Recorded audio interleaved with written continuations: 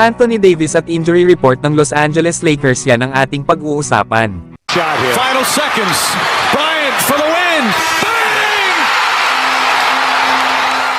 Ibang klase talaga ngayon ang performance ni Anthony Davis, na kahit nga natalo ang Los Angeles Lakers laban sa Orlando Magic kahapon, ay nakagawa pa rin si Davis ng history sa kanyang NBA career. Nagawa lang naman ni AD na umakyat sa rank 117 para sa all-time scoring list.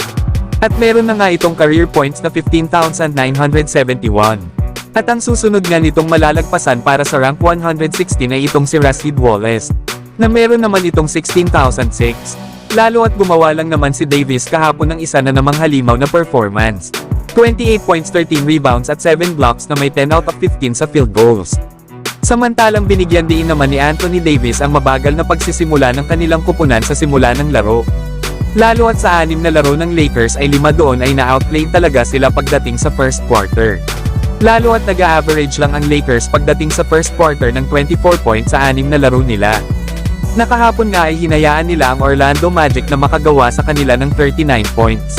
Na para nga kay Davis ay wala daw dapat silang maging dahilan para dito. Lalo at ang mga nakakalaban daw nila ay matagal na ring naglalaro sa NBA. Kaya dapat daw ay pagbutihan nila ang kanilang performance sa first quarter. Nasa palagay pa ni Davis ay dahil daw siguro ito sa kanilang energy, na ang ibang kupunan nga daw ay mas aggressive ng kaunti sa kanila. Hindi naman daw kasi ito patungkol sa mga talent at skill. Ito daw ay dahil sa kanilang offensive rebounds. Lalo na daw ang pagkakaroon nila ng turnovers na nagiging dahilan sa transition points ng kalaban.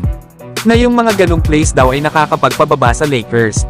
Kaya dapat daw ay ilagay nila sa kanilang mindset na kailangan nilang makontrol ang first quarter. Lalo at mahirap nga daw sana silang matalo pero hindi nila magawang mapaghusay pa ang kanilang simula.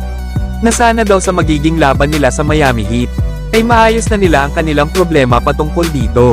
Lalo at meron silang mga veteranong players na kayang makontrol ang first quarter. Kaso ang problema ngayon ng Lakers ay marami sa kanilang mga players ang may injury. At nadagdag nga dito si Jackson Hayes na merong sprained left ankle injury at questionable ang status nito laban sa Miami Heat. Habang sila Rui Hachimura, Jalen Hood Schifino, Jared Vanderbilt at Gabe Vincent ay mananatili pa ring out ang status. Na ang good news naman ay mukhang magiging available na maglaro bukas si Taurean Prince laban sa Miami Heat. Kaya abangan na lang natin mga idol, kung makakapaglaro ba si Jackson Hayes at Taurean Prince. So hanggang dito na lang tayo mga idol. At huwag nyo naman kalimutan mag-subscribe bilang pagsuporta.